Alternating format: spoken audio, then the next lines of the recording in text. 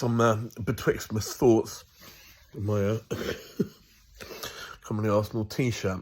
Everyone's mind is turning towards the winter transfer window, and I've seen a lot of irate gooners on various different social media platforms going on about how obvious it was that we should have signed forward. Some are mentioning players that went elsewhere, some mentioning players that didn't move that we should have bought. I've seen so many names, so much anger. Some of the basis of it is how good Liverpool are, who incidentally did this without signing anyone.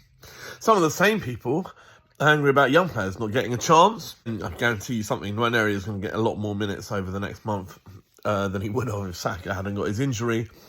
Or if we had signed Mbeumo, or if we'd signed whatever, Neto, João Pedro,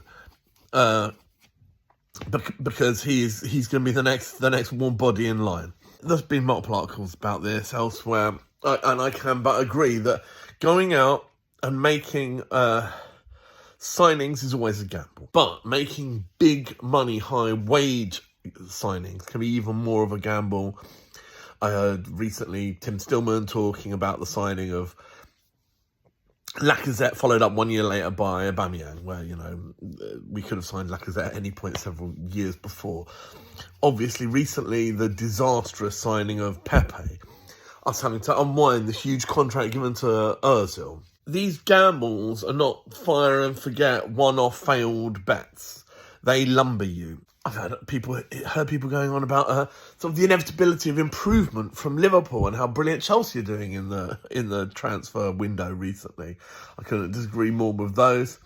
I've only actually heard one person say the Chelski thing. Surely people realise it's foundations of sand, the whole Chelsea huge, very long-term contracts for massive numbers of people in a structure where the government mandated spending based on payouts from the seized assets of an oligarch. I mean, super sketch.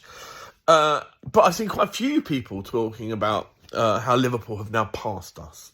It's a madness. They have 3 world-class, maybe 4 with Alisson world-class players.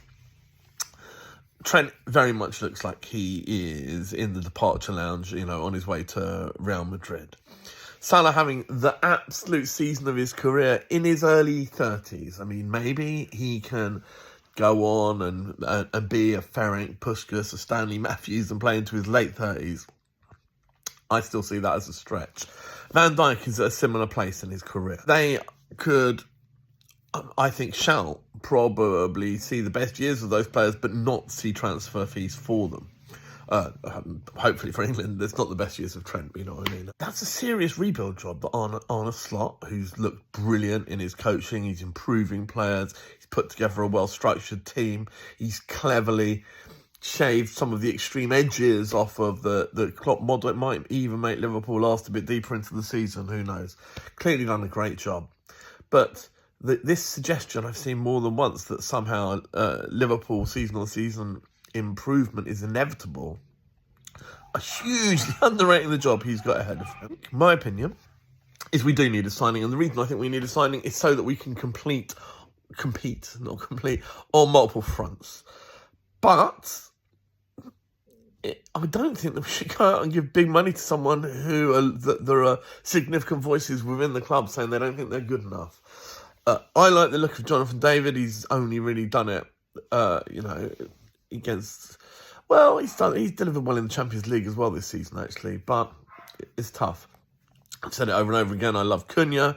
The only reason we're getting hold of him is if their hand is forced by financial fair play, profit and sustainability. There may be other players available in the background that we don't know about. There may be contractual machinations.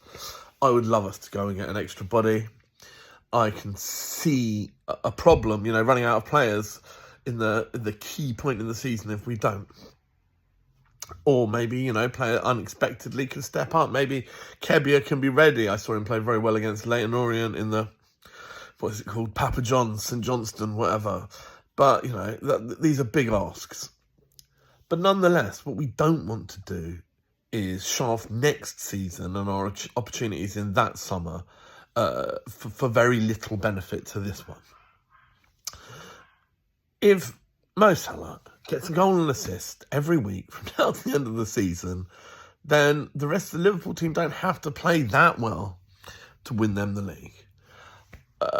Mo Salah couldn't score against us when we had our cobbled together back four in place. It wasn't until sort of start of his career, MLS, injured on one leg, Benny Blanco, Jakob Kiwior and Thomas Partey at right back four was in place that Liverpool were able to do something against us.